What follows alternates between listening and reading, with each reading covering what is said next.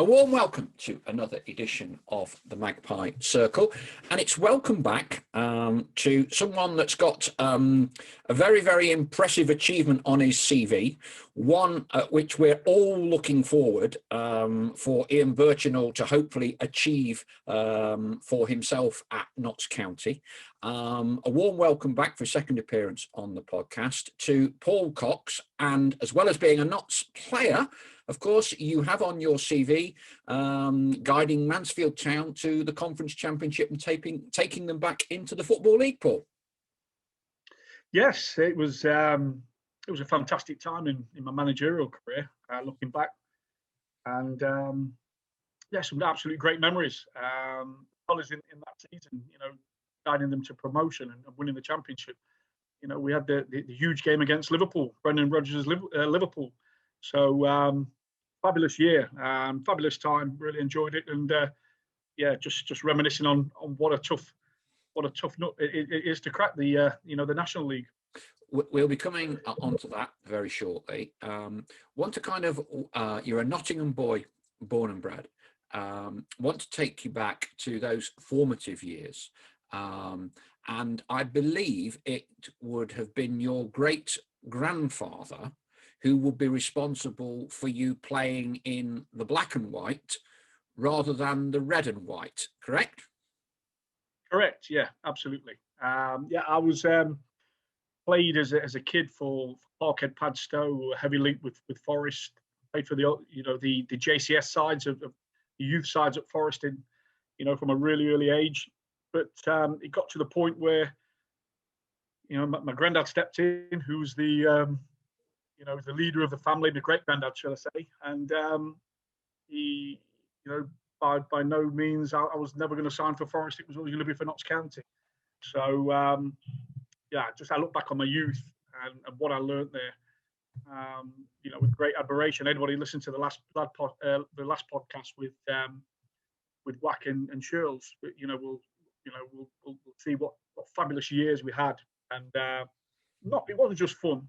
I learned so much working under some fabulous coaches, some fabulous managers, and I think that gave me the sort of basis to head into coaching and probably manage myself.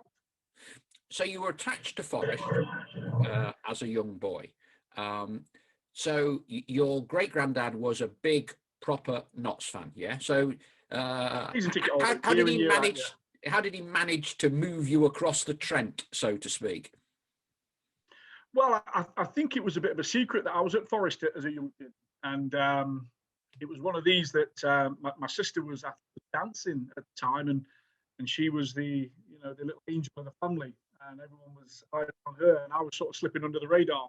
And I think there was one conversation with my mum and my great granddad where my mum had mentioned, that I was playing football now, and we're talking at a really young age now. I think it was sort of 8s, 9s, or 10s, or something like that.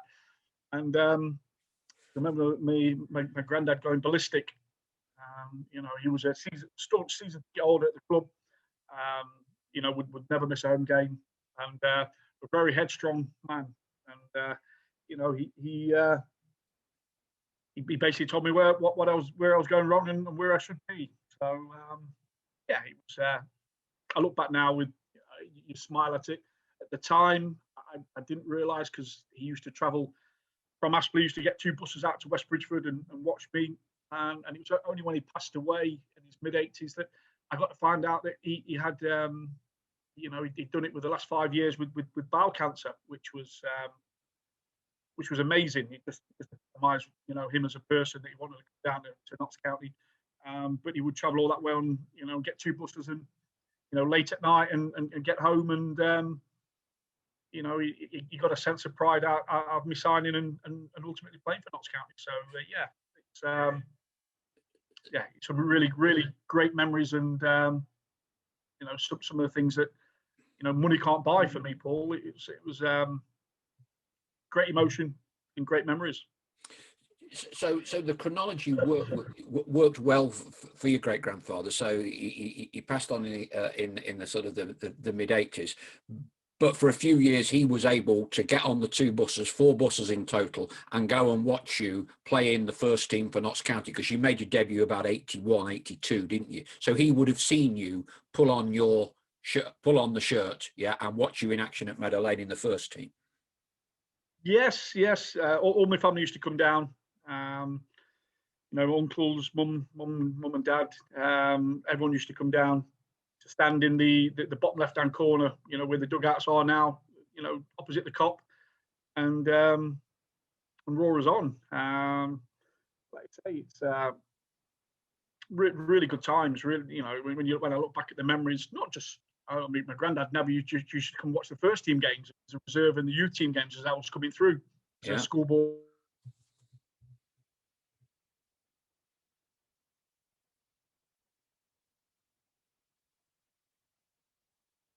I was playing at a really young time. When I look back and I realise, how much what was, the illness and that he had, and what he did, that it just makes you a little bit humble to what he did. So, but he was headstrong.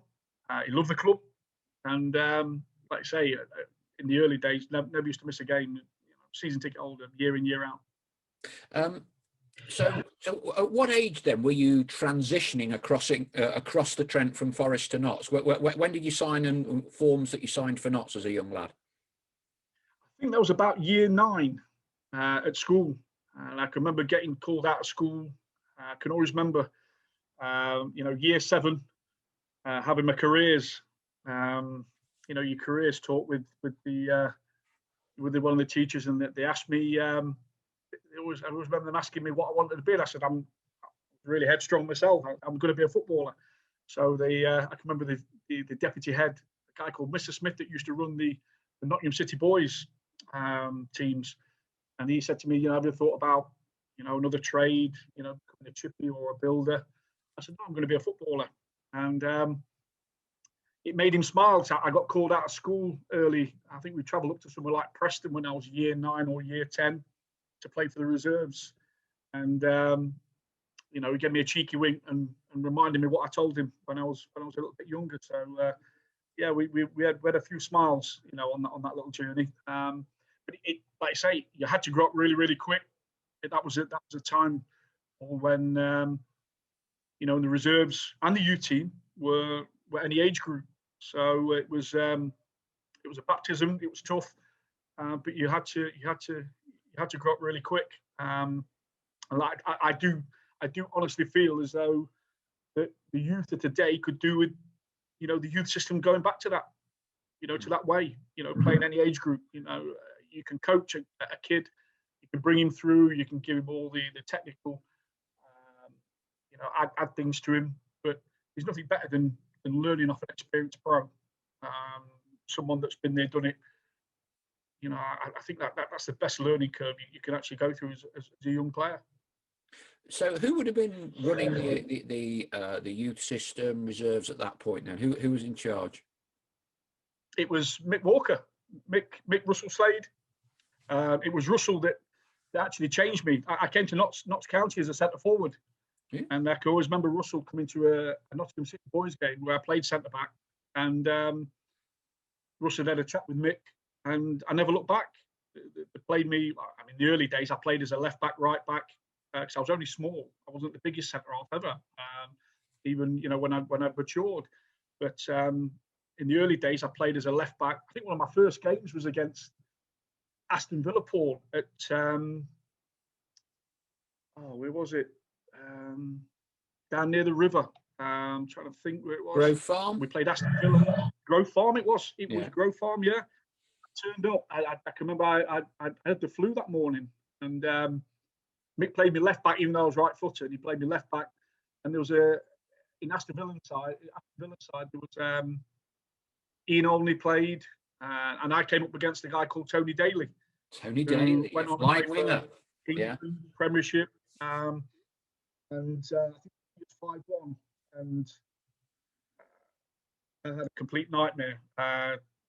Tony absolutely tore another one out of me. He just, I couldn't handle him. But I remember in those days I had to catch once again, I had to get that way. I had to catch from Bull two buses to get out there. I can remember getting on the bus and reflecting on where I'd gone wrong. And it was all part of my education, because Mick, in no uncertain terms, told me that I was rubbish afterwards. So, and like I say, you can either go away, put your head in the sand, and hope everything goes away. Mick had a special way of doing things. Fabulous coach. You had to grow up really, really quickly with Mick.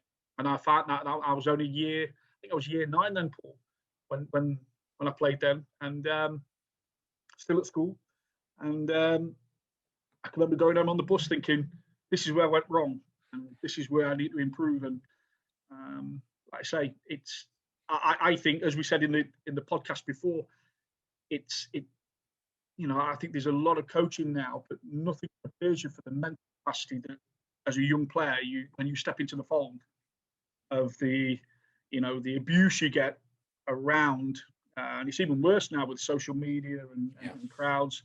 There's nothing that can, there's nothing in place now, I think, that helps you deal with mental strength. But I think the way that we came through under Mick, Russ, Paul Hart came to the club around that time. You could not do anything else and grow up really, really quick, because if you didn't, you just got left behind in every way. I think in the podcast we did with Wack and Shills, you relate a story.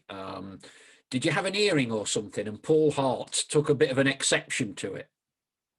Yeah, I going back, I remember it like it was yesterday. It was when the old dressing rooms in the far end behind the goal, and I'd wandered in. I was still at school, and I grew up in Bull, so and I love the place I grew up in. So this is not a slant at it, but I had a big loop in one ear. To be honest, Paul, I had a love bite on the other side of my neck, believe it or not. And I walked in, and Paul was getting changed in the referee's room. That's where all the staff used to get changed in. So I had to go right past that room to get to where the apprentices got changed. And as I went by, Paul noticed the earring and sort of pulled me into the dressing room, pinned me up by my throat, literally got me by my throat. My feet were dangling at one stage, and tugged really hard on the earring and asked me what that was. So I can remember my eyes welling up a little bit. I was year 10, year 9, something like that. This was in the summer holidays, and Paul didn't suffer fools gladly. He was a tough person, as a coach and as a human being. And then he saw the love bite on the other side of my neck, Paul. So which he went absolutely ballistic at me and asked me if I was a playboy, and then dropped me, told me to get out of the room, and that if my earring was in the next morning, that he'd rip it out himself. So, but the one thing I can say about all the coaches they were excellent, especially Hardy. Hardy was brilliant at pulling me to one side the next day and explaining why he did it. And he pulled me to one side, and because I was just in awe of him. I was just absolutely scared. As a lot of young players, the lads that came through at Forest, you hear them talk about him. You didn't cross Paul Hart at that time. And he pulled me to one side and he said, "Do you know why I did that yesterday?" And obviously, I just shrugged my shoulders. I was just in awe of him. And he said, "Look, I think you've got a chance. If you concentrate on football, keep yourself disciplined, etc., then you've got a really good chance, Paul." So, and what a coach as well. With him being a centre half, Paul used to come and play alongside me in 11 versus 11s and just stop the game. And I felt a little bit, once again, in awe of him, because he stopped the game because I was out of position. And I think some of the coaching, him and Mick, because probably the two best coaches I've worked with. And I would say Howard was in and around the club in the early stages when I was a schoolboy, who was articulate, meticulous with everything. But Paul, for me, and Mick were just unbelievable coaches that had this aura about them both, that you just, every day you came, you had to work and you had to concentrate. If you didn't, wow, you just didn't want to face any of the consequences. It would have been Neil Warnock, I think, gave you your senior debut. Yes, it was. I came in under John Barnwell, who's a lovely guy. And I can remember walking in as a schoolboy again into a dressing room full of Gary Mills, Gary Birtles, Jeff Pike, Willie McStay. Yeah. I was getting called in to play 11 versus 11 games with this, with these type of players, which was, I didn't know whether to go in and train with them or go in and take my autograph book with them into the fall, because it was a superstar dressing room, to be fair. Neil came in, and overnight everyone seemed to disappear. I'll be honest with you. And I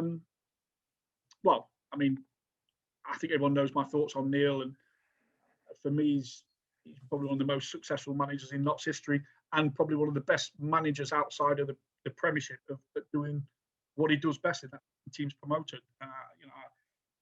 Probably as a player, I didn't really understand it because I was young, probably a little bit headstrong in myself, and I didn't really understand Neil initially. But now, wow, I just, in the past, we spoke about what he does, how he does it, and the effect that he has on people is unbelievable. And it's a gift. It's an absolute gift that he can get people to run through brick walls and get teams promoted as he does. It's I just think he's very special at what he does. So your debut was at Man City? Yeah, at Man City. I'd been brought into the squad a few times, a couple of times, to make the teas on the coach, which I love. We just wanted to be. You heard White, you heard Shirls. We just wanted to be in the first team. That was what our goal was, to play for Notts County. And so yeah, anything that was asked of me to make teas on the bus, polish boots, anything was, So I got pulled up to. Neil pulled me to one side, and Mick Jones was there at the time as well, and just said, "Look, you're travelling with the squad. Don't think anything of it." I got to the ground and said, "Oh, by the way, you're on the bench." So, as you can imagine, I was just a big bag of nerves, Paul. I think it was probably the last game of the season, or the second to last game of the season. I'm not too sure whether the club had already been relegated by then. Yeah, I think. But even then, Paul, I was sat on the bench, not looking to, I didn't think I was going to get, a look in. And then Neil said to me, it was about 10 minutes to go, I think, go and get yourself warmed up, you're going on. And believe it or not, he put me on in central midfield. So, and the first touch I had with the ball, Steve McMahon came absolutely blistering in at me. And my first thought was, this is one of the hardest men in football. I'm going to get, 2-footed here. And it was just amazing how the respect that you get, something I found, that the respect you get at that level, that you have to be able to play, but if you can't, you get found out. And he allowed me to have a touch and play, and the whole, whatever it was, 7 minutes just went like a click of a finger. I touched the ball about 3 or 4 times, which was fantastic. But once again, an amazing memory. At the time, all I can remember, it's like yesterday. It was when Main Road was being redeveloped, and they had the stand of painted people behind the goal. Yeah. So these little things that sit in your mind, and that was one of them. But amazing memories to to do that at such a young age as well. You went on to play best part of 50 games over 3 or 4 seasons at Notts. Any of those particularly stick out, special memories for you? I enjoyed the Sunderland game where we stayed up. I really enjoyed it.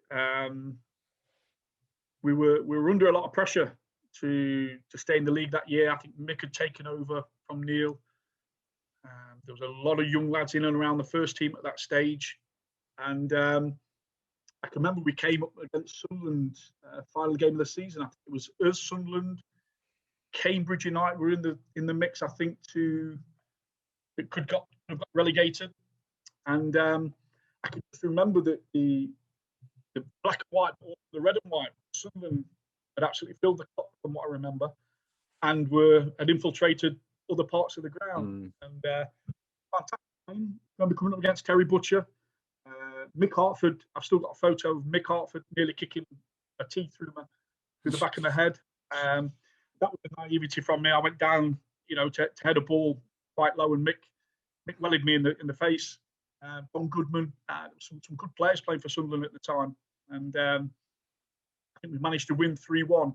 And I can always remember trying to, as soon as we won and we confirmed we'd stayed in the division, I went to run down to my mum in the bottom corner. Then all of a sudden, if you remember the game, there was a wall of red and white just invaded the pitch from the top. And I think they snapped the crossbar, didn't they? And among other things, I think. Yeah. I think they invaded the pitch. So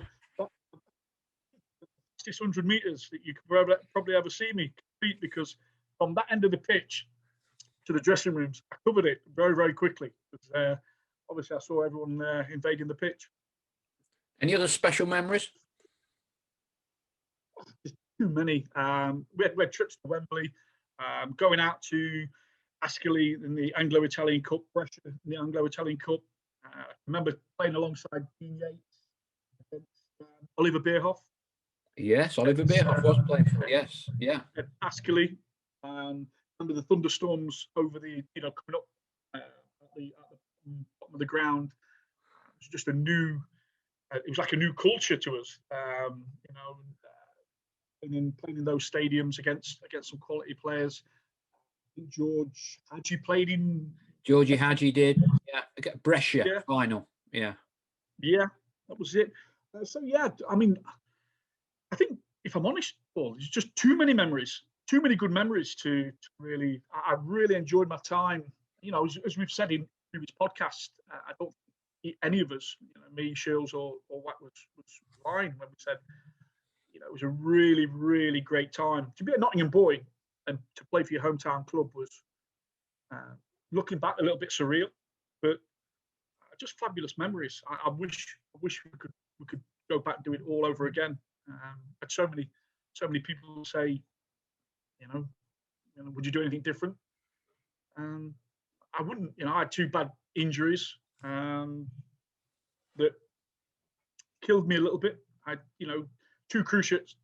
When the cruciate operation wasn't really well known. Yeah. I suffered 2 of them in about an 18-month period. So I basically 1 year came back in the pre-season. We were just about to fly off to Czechoslovakia for a pre-season tour, and we went to open Bestwood United's new floodlights and fell back. My knee locked, and it was back on the operating table. It was another. I think it was a partial tear the first one, and it was a complete tear the second one. So, it was. You could feel for it, and then you're out the picture. There was a lot of different managers, I think, that came in after Mick had left. Howard came in.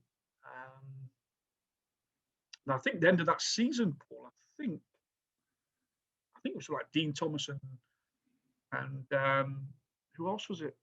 I think it was Dean Thomas, and I think the physio took over. I think when Russell Slade left. Yeah. Wayne Jones. Yeah. Wayne Jones just finished the season, and at the end it was a case of there was a lot of players that didn't know where they were. I was out of contract. I hadn't played a lot of football with the injury, and I was itching to get back. But obviously, the club had to make a decision. Financial, as well as I'd not kicked a lot of football. Played a lot of football because of the 2 injuries that I had, and it is an injury that puts a doubt in a lot of people's minds. It was just one of those things that was sad, but like I say, you had to kind of move on and to pastures due. Yes. So what was that like, having played for your hometown club, top flight, not out the top 2 divisions, to then getting that dreaded news that that this is a chapter in your life of a club that's very close to you that is now closed? Yeah, it was heartbreaking, if I'm going to be totally honest. And I think if you ask any young player, that's not just wants to be a footballer, playing for a club that he loved playing for. It wasn't about money for me. It wasn't. It was just a case of I was just playing football for my hometown club. It was fantastic, and to be let go, it was psychologically it was really, really tough. It was really tough. You have all the worries about finance and stuff like that, but my thing is that I didn't believe that I'd been let go because I was a bad player. I believed that was it's because of the unluck, bad luck I had with the knee, and it was the same knee.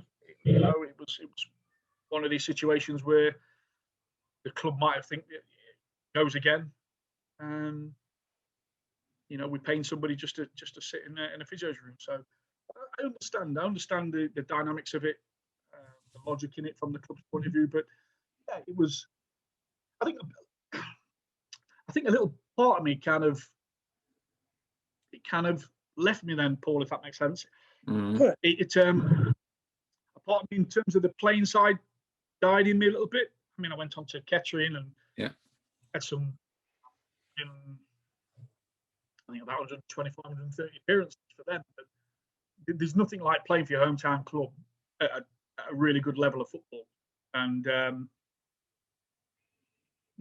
not saying that I went about my business any differently. It's just when you've been lucky enough to be in, it was nearly 10 years I think I was at the club from an apprenticeship. I think I came in around about 1986, I think, first year of my apprenticeship. And I left in about 96, I think, if that's correct. So it's a long time to be somewhere that you enjoy being, and then to get your head around the fact of everything's different now. You imagine that every morning I got up. I understand some footballers talking about footballers going out. It's not work. It's if you love what you do as a job, you love going in every morning. It's not work. It's not work. You're blessed, and I felt myself as being extremely lucky and extremely grateful to have had the time that I did at the club. So what persuaded you to go down the coaching and the management route then? Everyone used to tell me even when I was younger that how you seem to have an old head on young shoulders, and it always there was always something about coaching more than management. Or if I'm totally honest, I loved being on the training ground. I was always a sponge. I'd always, when I talk about Paul Hart, Mick Walker, Howard. I talked a few times with Howard when I went into management. I was like a sponge. Anything I could learn, anything that someone could teach me, the way that Neil dealt with players, dealt with how to win football matches. I was always fascinated by that side of the game. But it was a case of I'd studied to become a teacher when I came out of the game, and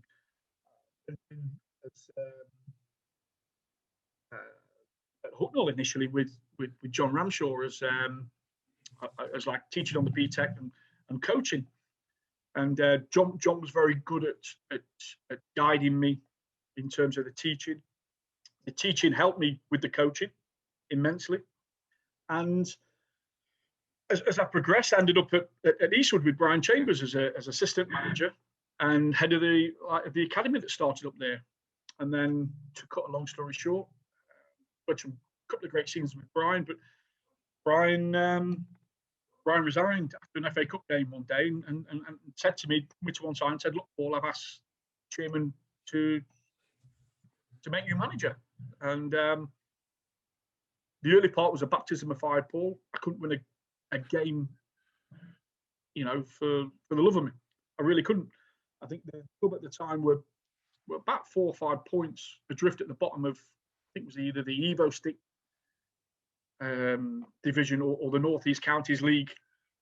And I knew I had to make some really big decisions. And I can always remember we played Bridlington on a Tuesday night, and I had a group of players that, if I'm going to be totally honest, I didn't trust. I didn't feel comfortable with the group of players that I had. And I'd worked with these players while they were still the same group of players under Brian.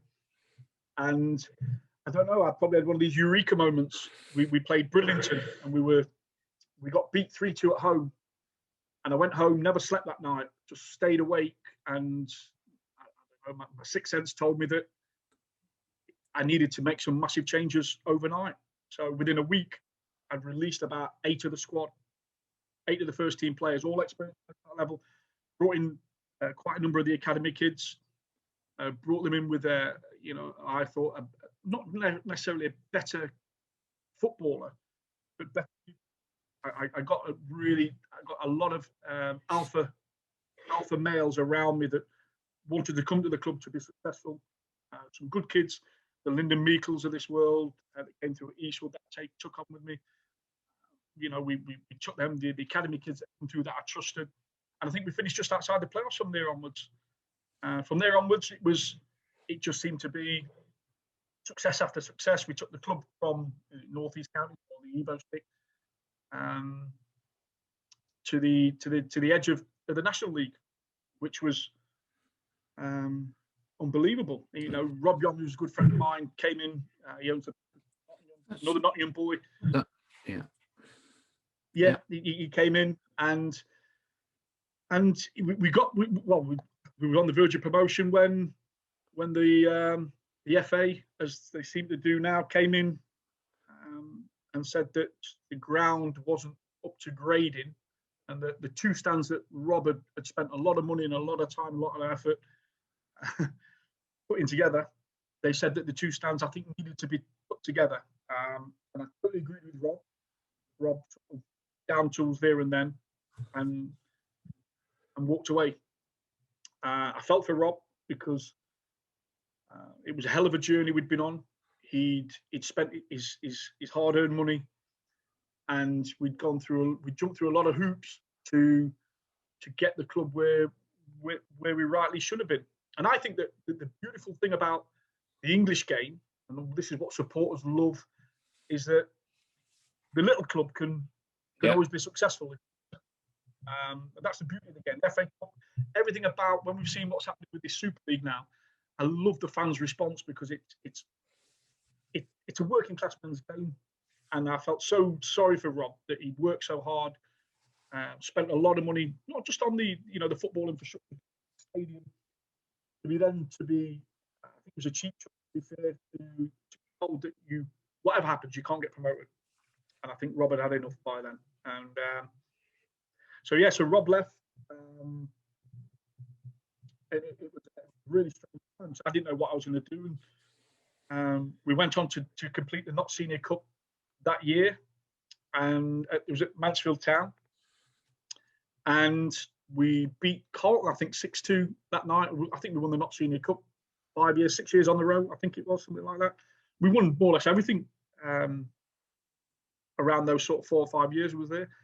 And I can always remember after the game, a gentleman coming up to me and introducing himself and as John Radford, and he was the chairman of Mansfield Town, and could he have a chat with me regarding the position at Mansfield? So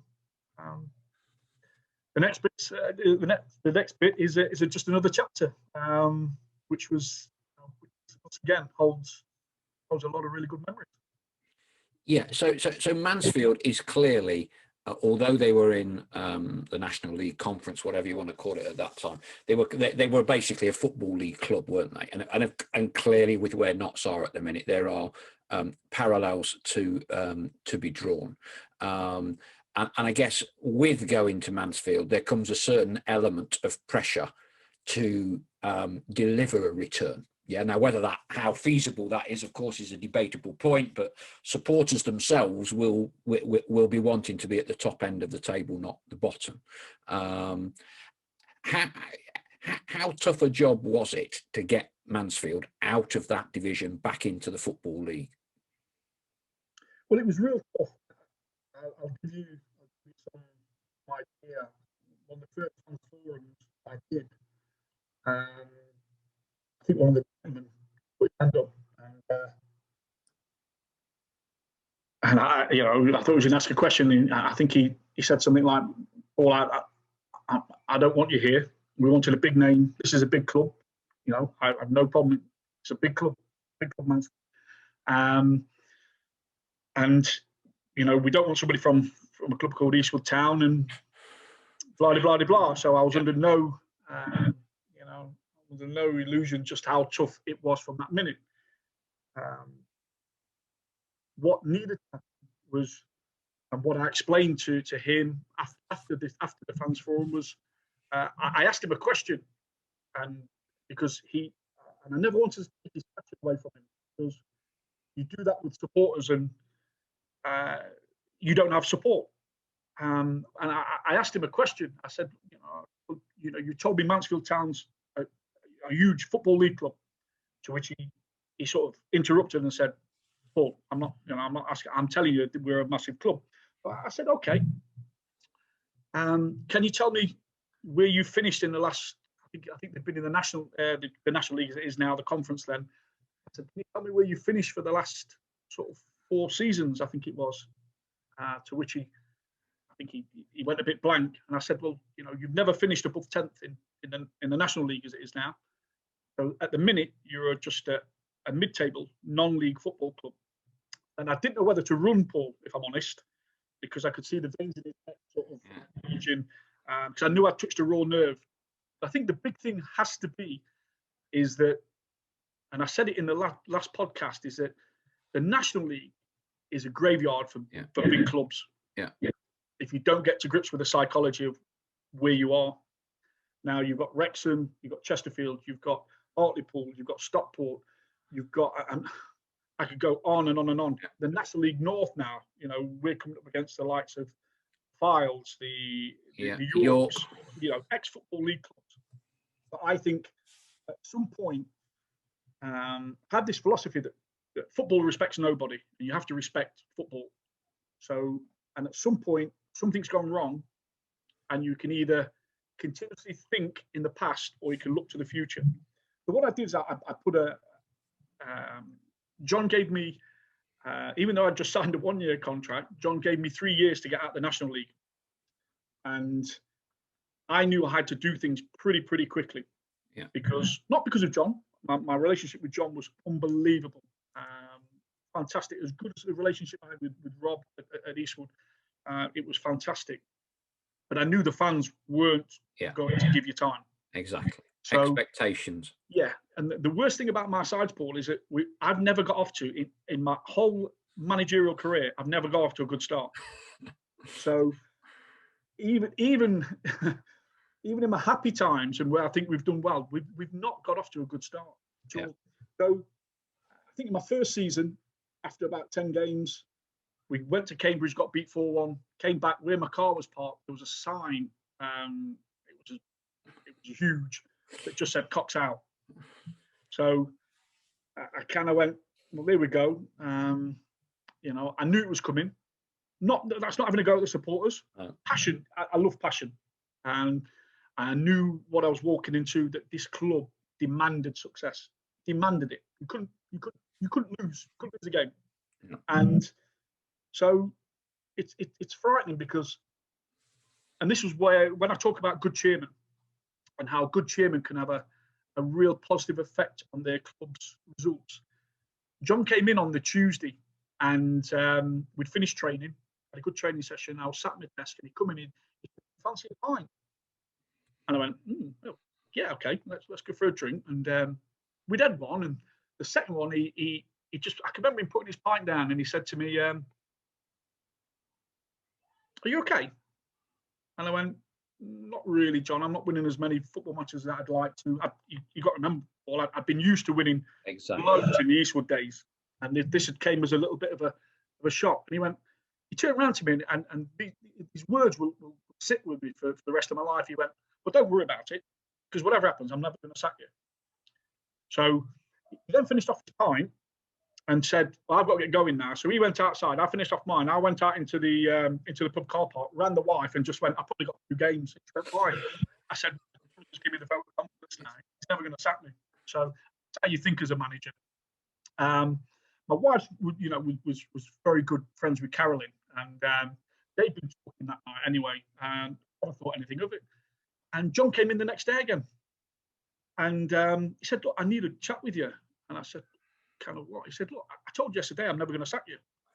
And I went, okay. And he went, and I mean it. So just get on with it.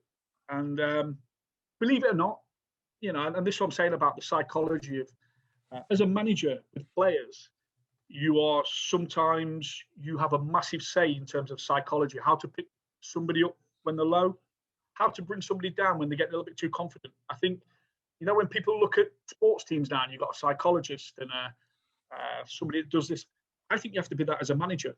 I think Neil Warnock is absolutely fantastic as a manager at recognising that.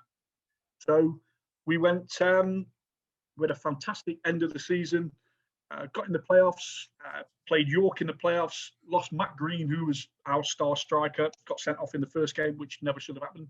And we got knocked out of the playoffs to York, that actually went and got promoted. So next season,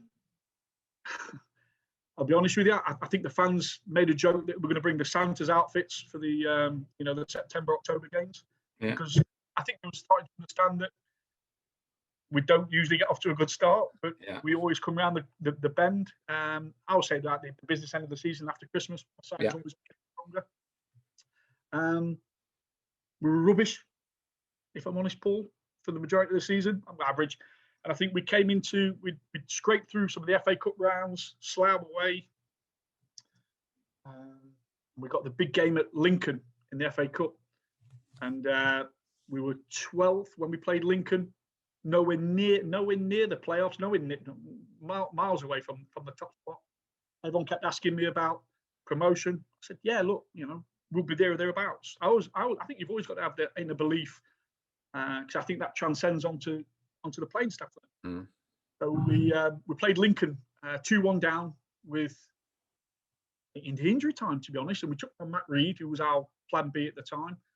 Went in, boom, Reedy nodded as an equaliser, back live on Sky, beat them 2-1, and that's where the Liverpool game came up. Yeah. So we usually had bets. I'd had bets with the wife at times. We ups, a bit of banter and stuff like that. That we'd have a new pair of shoes. And unbeknown to me, her and Carolyn had been sort of talking, and John had been talking about, what about if we get a big club in the third round? And obviously, marriage came up. John said, "Don't worry, I'll sort everything out for the marriage." And whirlwind around that time. And I've kind of I kind of look at it and go, realistically, I probably don't come across it, but I'm quite shy as a person. So for my wedding, I had media crews, from BBC and ITV following me around. I had the FA Cup at the wedding. And this was all before the game. Yeah. So, and then I thought we played really well against Liverpool, especially second half, and a bit unlucky, the Suarez goal. That's another story. My wife, I think 2 years later, I opened my birthday present. It was a Luis Suarez autobiography. And I was like, kind of, thanks. And I said, "What you bought this for?" She said, there was a little sticky note in it. So, and Louis said, wrote a small paragraph about me in his autobiography that saying that I could have really slaughtered him to the world's press, and that I didn't. And if I'm honest, Paul, I believe in conducting yourself right, but more so, he only did what I would ask my centre forward to do. He hit his hand, he's volunteered in the net, he's turned around. But I must admit, what a fabulous footballer to watch. Because we're all supporters, aren't we? And I was watching some of their players. I think the front three was Suarez, Sturridge, and Coutinho at the time. I actually thought we was trying to sneak 2 or 3 extra players on, before the game, just to try and stop them. But yeah, it was fabulous memories, and like I say, the world's press, the way we went about things. I think we put the club worldwide. I was getting emails from Brazil, China, all over the place, and fabulous memories. And then I just reminded the boys after the game that the standards they put in then, and then I think we broke records. I think still a National League record now in terms of games won for the after from January onwards. I think we broke records in terms of consecutive wins, home wins on the bounce. So we broke a lot, and the actual the massive point was we went away to Hereford on the Tuesday night, and Kidderminster were top at the time, and Hereford had invited Kidderminster into their ground for a curry and to watch the game, and it was we scored in about the 93rd minute a winner, which meant that it was all in our hands for the Saturday, and that's the most surreal moment in football for me. When you talk about being a supporter, which we all are, the chemicals that ran through my body that night were unbelievable. It was. I still say now it comes around annually where the supporters just remember the night like me, and it just my arms now. Here's how my arms are going up on, and it's just a fabulous night. And when we went and beat Wrexham on the final game of the season, which was good because we were running on empty. We were just on empty. My captain at the time, Adam Murray, he actually came to me before the game and basically said, "I can't do it. I'm mentally not right. I'm physically shattered." So I had to take him to my office because he was my captain at the time. I had to take him to my office and I just said, "Act like you're not tired." So he went into the dressing room. We both went into the dressing room because we were tired. It takes out of you winning championships and the stress, and it was been a big season for us. And he put in a captain's performance. The team were absolutely fantastic. Matt Green went and won the Golden Boot, and I just thought we got what we deserved. We were excellent all second half of the season, especially. I mean, from a purely, and clearly this is the challenge for Notts at the minute to get out of this division. On a purely numerical basis, it's only one team up automatic, and if you're in League Two, it's 3. Yeah.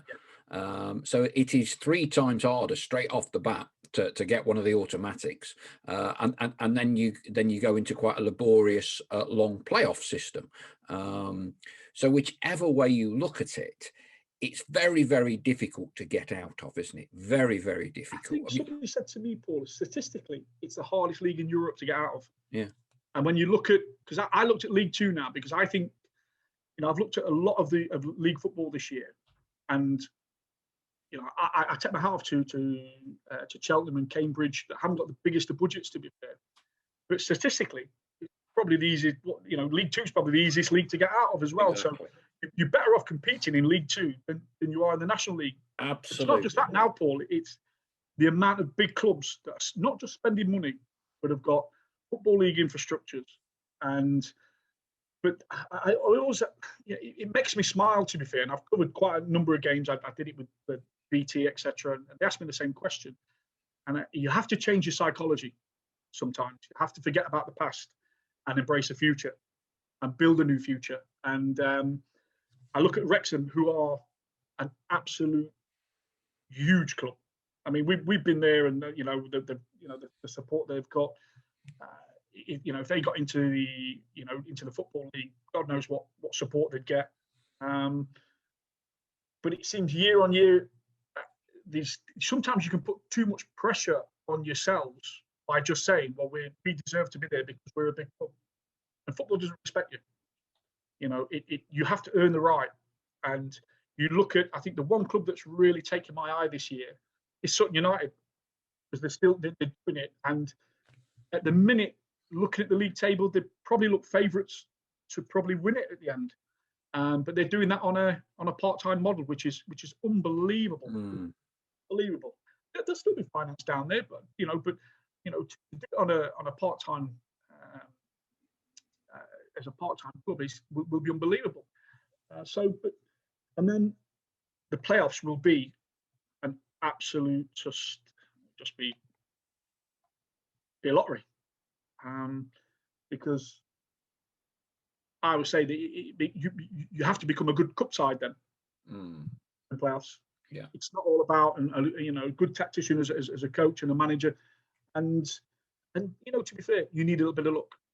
You need a little bit of luck, a little bit of momentum. I've noticed that Notts have got that little bit of momentum now, building that little bit of momentum, which is good. Just picking up that form at the right times.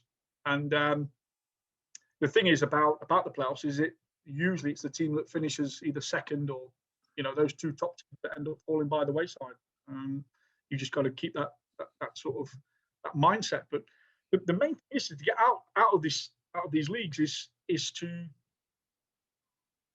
understand the mentality of clubs you're coming up against. You know, you can guarantee that every club that walks into Notts County's ground is going to look round in awe. And it's not hard then, Paul, to motivate your team to play at Meadow Lane.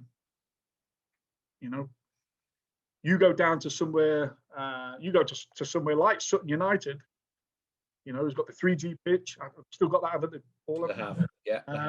You look at surroundings aren't, you know, not a Chesterfield, not a Notts County, not a Torquay, not a Hartlepool. And you need the right kind of player, the right kind of alpha male you can go down there and have an understanding of how to win at those places. And that's for me, it's you can sometimes sacrifice the skill factor for the person that's a little bit more consistent in his mindset. And that's I played under Gary Johnson at Torquay. I know exactly how he plays. They'll be rigid. They'll be big, strong, physical side. They'll probably go back to front. Don't get me wrong. They'll play good football when they need to. They'll be hard to beat. They'll be hard to break down. They'll have goal scorers in the, you know, and they'll simplify the game a bit like, you know, I watched Sutton. Sutton, you know, got a lot of physicality, power, pace, size. They'll have a game plan. They'll have an understanding of being in possession, out of possession, the transition, and they'll have an understanding of going away to probably some of the smaller clubs and trouncing them, rather than it becoming a cup final for the, you know, when Notts County turn up for everybody, it's a cup final, isn't it? The Chesterfields of this world. But you need a special kind of psychology, and that's not just in the players, that's in the coaching staff. But it's also, you have to develop it as a football club sometimes, because as you've seen, there's a lot of clubs get trapped there, and it starts to then become, I think, all a bit of a blame culture, because everyone looks to blame somebody for you being there. Now, at Mansfield, I didn't want to blame anybody. I wanted to create a culture that we're going to achieve something, and we got to find out how to do it and how quickly can we get out, you know. And you know, some people didn't like. We went away to Alfreton, and we were, you know, I played a team that had to match up with Alfreton. It was on a cold Tuesday night. Nicky Law's side were flying at the time. They were big, they were powerful. We had to fight fire with fire. Sometimes that just gets you promotion out of this league.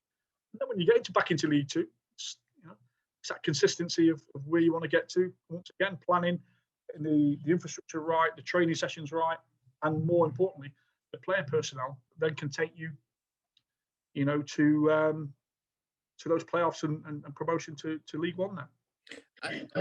Continuing the theme of the runners and riders, so to speak, for the final few matches of this National League season, Chesterfield had struggled pretty much since they dropped down. They appointed James Rowe from Gloucester that I don't think, well, very few people knew anything about him. Do you know much about James? Because I think he used to play locally with Ilkeston. Yeah, we played him first game of the season last season. So I've known Rowe a number of years.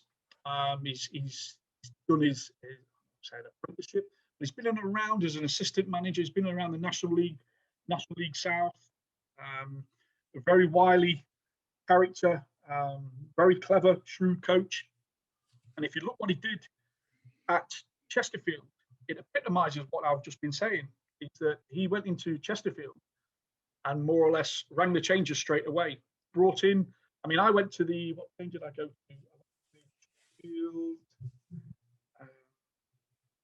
About 4 games back when I went to watch Chesterfield. We counted, there was 5 National League North players in there that were at the beginning of the season were in the National League North. They'd signed the goalkeeper from Gateshead. Asante was there. Carl Allen was there. Centre half was there that's been around Forest Green. And what he'd done, he'd brought in players that have an understanding of how to get really good results at this level of football. And to be honest, I mean, I think they were in the bottom 3. I think very near the bottom. Yeah, they were relegation. He deserves so much credit for having an understanding of what it's all about. And don't get me wrong, and, you know, there's been some money spent. You know, when you look at, you know, Asante, etc. You know, the boy from Kings Lynn, he's just signed Rowie, hasn't he? From you know, that could be an absolute brilliant signing if he scored his first goal on Tuesday, did he? I think. So be getting off the mark. But yeah, it just, I think that epitomises that. You know, Chesterfield had what I would say quite a number of seasoned pros. And then you wonder why. You know, you look from a distance, you think the squad was full of quality professionals that had played at a lot higher level. But sometimes you have to get to grips with the psychology of the National League, and you have to bring players in, players that not just are good technically, but players that are hungry and that have an understanding of how to get good results at that level of football. That's one of your prime examples, Chesterfield, to be fair. Yeah, Stockport have obviously gone big this year, and no bigger than the signing of Paddy Madden. It looks like there's just going to be too much of a gap. It looks a two-horse race between Torquay and Sutton as we speak. Stockport, they're kind of almost now viewed as almost bigger than Notts, really, in terms of the way they finished the season and the signing of Madden. Yeah. Well, if you look at Stockport, I mean, it was classed years ago as probably the third biggest club in Manchester, and the potential to, you know, once again, it's another club you get in the full league. They're gonna have some support coming in, and I think this is the understanding, this is the psychology that I think as soon as a club the size of Notts, as soon as we can get their heads around the fact of where they are, they can start being a little bit better at approaching how to be successful now. And you could look in the playoffs now, and if you said to me, I've been in football all my life, you said to me, pick somebody that's going to win the playoffs, you're flipping a coin, Paul. I think in terms of the finances, the infrastructure, the ambition of Wrexham, and you still can't really discount Eastleigh. I think Eastleigh have got a game in hand, haven't they? Yeah, 2 games in hand. Yeah. And, you know, I was looking at it and think it could all boil down to the final game of the season. It could be one of those games where everyone's watching each other's results to who sneaks in and who doesn't. I personally hope it doesn't happen that way for Notts. I'm hoping they've picked up a little bit of momentum now, and that can snowball as they hit the playoffs. But every game, I think it's going to be very, very tight. And I think the main thing is with the playoffs, it's football. It's which team handles the occasion the better as well. You know, you could have a team of ex-Football League players, senior pros. But as we've shown, you know, this season with Sutton's a prime example in terms of, I look through their squad and I don't see many what you would call massive signings and big name players. But you must admit that they've got a good side, a good team, and they've been consistent at what they do.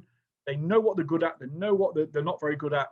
And I think that's just if you look at Notts and Sutton, and you said, right, both teams get promoted, you would put your all the money that you've got on Notts County, then snowballing and becoming big and then going through again. The hard job is just to get out of this league. I think it's a league. Feel for clubs. You know, when you look at the Football League and you look at League Two, the amount of promotion places. I think it's like a 1 in 4 chance before the season starts in League Two. Now you've got a promotion, a promotion. You could be in something like 15th place and still have a chance from Christmas time in the playoffs. And that's not the same with the National League. So it's the state of mind as a football club. Like I say, I've been to some big clubs. I've upset a few people, Paul, because I like to tell it as it is. And it's sometimes hard, really, when you go to, you know, when we was at Mansfield and you go to a Wrexham, or you go to, I'm not saying Mansfield's not as big as Wrexham, but in terms of, you know, historically, when you look at, you know, fan bases and stuff like that, you know, I've seen the fury come from the stands, and I've tried to explain to supporters that it's just a state of mind. You've got to get yourself sorted where you know where you are. It's kind of I think sometimes, Paul, a realization that you're a non-league side now, and that's going to hurt. I'm on a Notts County podcast. It hurts. I'm an ex-player that, my great granddad was a season ticket holder. Sometimes you've got to get your head around the fact that we are now a non-league club, and as soon as you can do that, I suppose it's like a recovering alcoholic. Sometimes you can only move forward when you actually sit down and go, I'm an alcoholic. I actually know that I've got a problem, and I don't want to come across as being as different as I'm trying to make it come across. But I just think that as soon as you sit down and you understand the mindset, because it's not your mindset, it's the 21 other clubs that you're dealing with as well. That cup final. Imagine every time a club comes to Meadow Lane, they walk out there. You haven't got to motivate. You haven't got to motivate a lad that's probably played part-time football all his life to come and play. I spoke to a chairman at a National League club, and it was just before they came to yourselves, and it was just at the point where lockdown was going to happen, and he had to make cuts in his playing staff. And what he said to me, I'm going to say to the players that we're going to Notts County in our next game. And I went, okay. And he went, they've all said they're not bothered about being paid. They just want to go there and play. Now that just shows you what happens when people come to Notts County. And then I think sometimes, Paul, you've got to have that understanding, and you've got to create that psychology in your own squad that you've got to know what's coming. You've got to know that people are going to be playing over 100% when they come to it. They're going to try every trick in the book to stop you from, because massive clubs, not Chesterfield, Hartlepool, Wrexham, Torquay, and then you've got, I don't want to be disrespectful to them, you've got little old Sutton there. But I think I've just looked at, I've looked at the fixtures and I thought, realistically, it's theirs really to throw away now. So then, who do you choose at the playoffs? I had my fingers crossed for for us, but no, it's a tough old league to get out of, and at Mansfield, it's a league where no one ever pays any money. No one's ever got a budget. Everyone seems to. When you inquire about their players, everyone, you realise how much money is being paid. Probably bigger budgets in the National League now, Paul, than probably majority of League Two now, I would have thought. So it's competitive every year. The longer you're there, tougher it becomes for supporters, tougher it becomes a bit of a grind. And like I say, you're better off just going, right, we're in non-league, let's just get on with it. Let's get out of here, and hopefully get you've got the coaching, you've got the mindset amongst the board, because that kind of sometimes spills out into the terraces, doesn't it? I think you need a consistency. John could have seen me at Mansfield after 4 months. What he did is he gave me belief. He had an understanding. To be fair, he came back to me. He said, when we won promotion, he said, "Do you know why I sort of went with you?" And he went, "Why?" He said, "I'd looked at your record and you'd averaged 2 points per game the majority of your career." And I went, "Okay." And he went, "Well, I knew if you carried on that vein that you'd just get us promoted within the 3 years." Just simple mathematics, Paul. But it was just, I looked at it as though I was working for a great chairman that gave me the belief, and it took away the fear of failure. That fear of failure, which is unbelievably important, because I think that's passed down onto the players, and I think that then sends on to the supporters. And I think all of us have become galvanised and as one. Yeah, as I say, Jimmy Cyril, results. Nothing else matters. Nothing else matters. It doesn't. People talk about style of play now, Paul. People talk about, and I tell it as I see it. I don't think I've never really come across a manager that's been sacked for his style of play. A lot of managers have been sacked for not winning football matches, and you know, there is a lot of conformism in the game now. You have to do this, you have to do that. For me, football's about winning trophies. It's about, you know, it's about getting as many points. It's, you know, don't get me wrong, you have to entertain, you have to, you know, but I think if you're scoring goals, you know, if you're defending, I think that, you know, we're all supporters at the end of the day. I think we all want to go home, and it's bragging rights, isn't it, every week, going home, and if you see your side successful, and I was lucky enough to be at Notts when, in probably one of the most successful eras, you know, probably, you know, going back to Jimmy and what he did, which was unbelievable. What Neil did was just unbelievable, and you know, Notts fans were then on par with the Forest fans. And there was a bragging rights there as well, you know. So yeah, it's sports about winning, and you know, that's my opinion. I know some people will say, well, you know, it's an entertaining business and stuff like that. Winning consistently, I think most people go home on a Saturday afternoon and have a pint and they'll always be talking points in pubs, but when you won, it's the world's a better place, isn't it? Absolutely. And we sincerely thank you so much tonight for joining us, Paul. We sincerely hope the world is a better place in 2 or 3 weeks' time for Notts County. And also, I'm sure you'll be itching to get back to action, because obviously National League North has been suspended for a while now, hasn't it? So yes, you will be looking forward to the summer. I've been at the club 2 years and we haven't completed the season yet. So luckily, our owners told me that, you know, we're back to stage one. You know, it's a different kind of journey for us. We're trying to build Kettering again. You know, from the relegated 4 divisions. But the people, there's some good people in there working really, really hard. And yeah, fingers crossed. But fingers crossed that I don't think who it was. I think it was Stal, wasn't it, in his commentary? Just said 7 games away from promotion. Oh yeah, you've got it. Yeah, win them all. So yeah, just fingers crossed. Fingers crossed, because the club needs to be the football league again. It really needs to be the football league again. Paul, thank you very much indeed for joining us.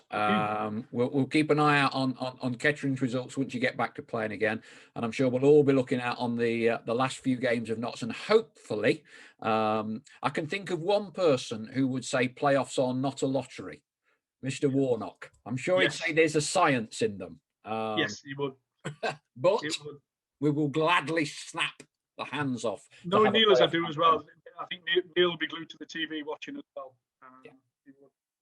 Paul, thank you very much indeed for tonight, and look forward to catching up again soon. Take care. Thank you very much. Thank you.